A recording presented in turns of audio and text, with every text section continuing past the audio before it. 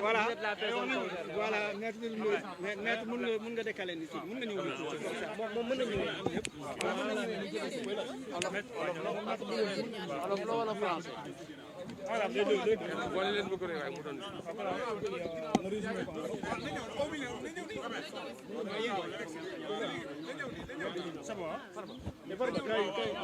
voilà ñu balaa ñuy daal di tàmbale ñu wax leen ni maître Doudou Ndoye moom mooy jël kaddu ki nga xam ne moom mooy honorable député tam Farba Ngom mu ngi fii ak ñenn ñi nga xam ne ñooy avocat ñu ko gunge voilà ñu daal di c'est bon si c'est bon ñu commencé.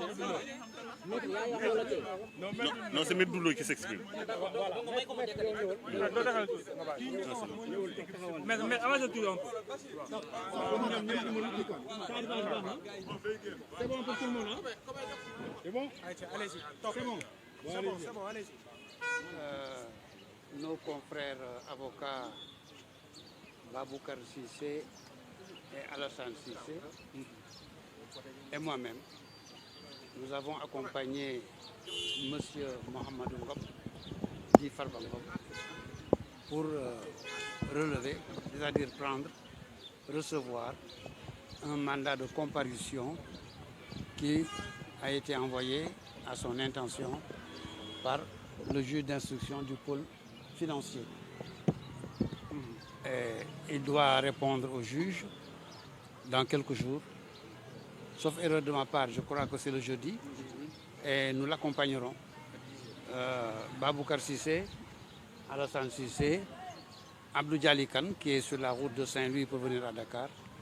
Nous aurons l'honneur de l'accompagner pour la protection des droits et libertés que nous accorde notre Constitution. Est-ce que vous êtes venu pour récupérer la convocation? Monsieur Farba Ngom a reçu la convocation. Elle est avec lui. Il répondra à la convocation, au mandat de comparution plutôt que convocation. Il répondra à la convocation, mandat de comparution, en notre présence, Inch'Allah, dans les prochains jours.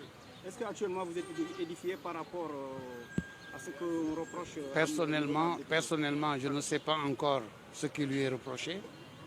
Et je ne crois pas que mes confrères qui sont ici sachent aussi ce qui est reproché à Farba Ngom. Et lui-même ne sait pas ce qu'on va lui demander, ni ce qu'on lui reproche. Alors cela fait 3 mois qu'on court, qu'on saute, qu'on danse, qu'on parle de tout et de rien. Et personne ne sait encore pourquoi cet homme est livré au public. Nous verrons dans quelques jours. Jusqu'à présent, vous ne savez pas qu'est-ce que reproche votre client.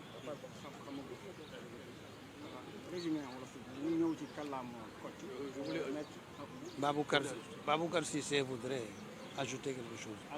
Allez, vas-y. Bon, en fait, je voulais compléter par rapport à ce que vient de dire le doyen Doudou Ndoye. Je précise que Farba est venu volontairement. Il n'a pas été contraint.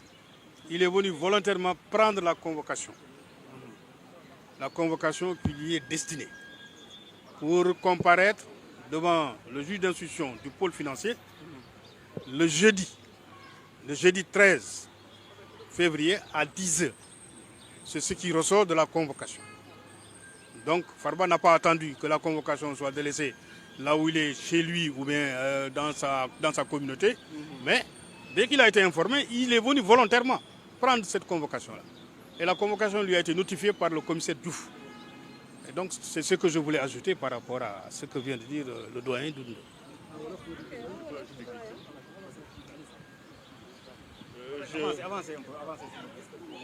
Je confirme ce que mon confrère M. Baboucar Cissé vient de dire.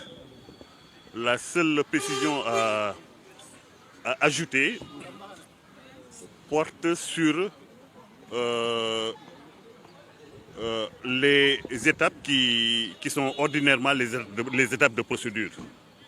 Il est quasiment inédit que cette procédure commence par un mandat de comparution. Non seulement M. Ngom a comparu volontairement et spontanément, mais il n'a pas comparu des suites d'une convocation. Il a comparu des suites d'un mandat de comparution. Nous sommes d'accord pour dire que le commissaire, l'officier de police judiciaire qui vient de lui décerner le mandat l'a convoqué, mais toujours est-il que les choses auraient pu commencer par une simple convocation. Encore que cette convocation aurait pu lui parvenir par une voie autre que celle donc de l'officier de police judiciaire. Mais ce que je tenais à ajouter, c'est que de façon ordinaire, c'est une convocation qui est directement décernée par le juge d'instruction. Il n'y avait pas matière à lui décerner un mandat de comparution dans la mesure où, comme il vient de comparaître spontanément, il l'aurait fait s'il avait tout simplement été convoqué à ce stade de la procédure. Ça, je tenais à l'ajouter au développement que viennent de faire mes deux confrères. maître voilà ak li nga xam ne nag jot ngeen ko wax sànq bi ndax mën ngeen ko tënk ci kàllaama Kocc ak mu ñu expliquer tuuti par rapport ak mandat de comparaison ak li nga xam ne nag sànq ni sa confrère man du ma dugg si wax boobu tollooguma fu may joxe explication si loolu waaw fa ma toll rek mooy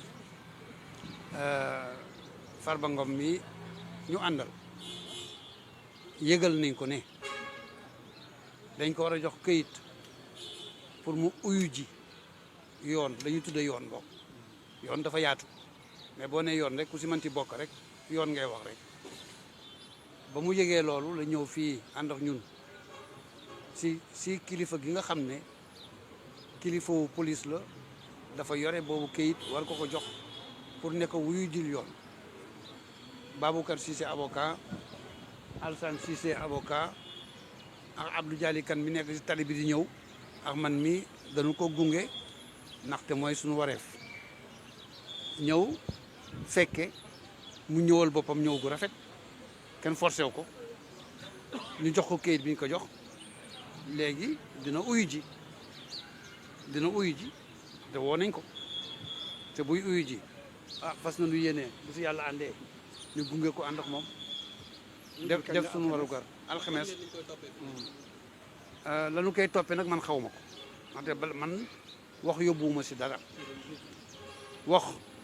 si dara lu nu bindul ma jàng ko xaw ma ko lu mu doon lañ koy toppee nag binduñu ko fañ ko war a binde gisuma ko na ma ko war a gisee moo tax xaw ma ko keneen ku fi taxaw tam si bokk ci xamu ko parce que gisu ko moom si boppam mi ñuy woo bu xamee dañ ko déey mais jotul lay tax mu xam waxuñu ko tam fañ ko war a waxee lay tax mu xam kon ñun ñii fi mu nekk si géej gu rëy la ñu nekk ay weer ngi nii dëkk bi wax ñëpp rek si loo xam ne man xaw ma ko ñun xamuñu ko est-ce que loolu jaadu na nag ku nekk yaay tontul sa bopp sox ji ma wax est-ce que loolu jaadu na si réew buñ ne démocratie la buñ ne droit ak liberté des citoyens lan mooy citoyen ku nekk seetalal sa bopp est-ce que citoyen nga bés bu la loolu dalee te nag bàyyiwul kenn de jaan ji moom kër yëpp lay dugg